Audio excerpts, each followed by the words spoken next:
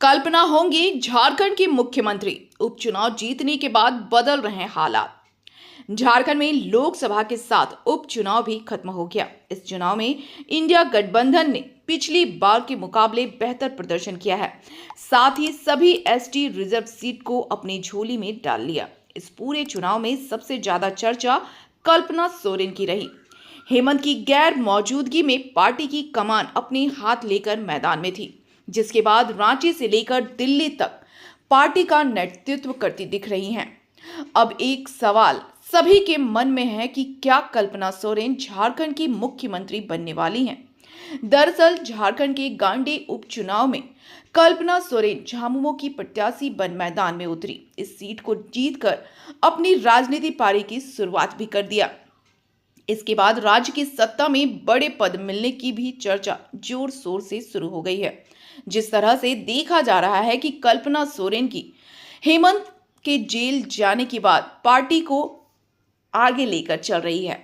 चाहे झारखंड में चुनाव कमान की बात हो या दिल्ली में गठबंधन की बैठक, सभी में कल्पना आगे दिख रही हैं।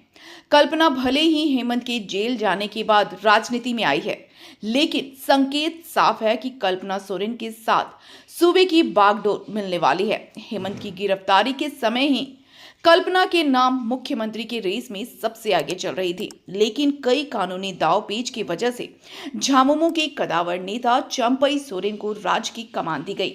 चंपई सोरेन झारखंड सरकार के काम को बखूबी आगे बढ़ा रहे हैं। पार्टी के सभी नेता साथ मिलकर इस सरकार के साथ खड़े हैं।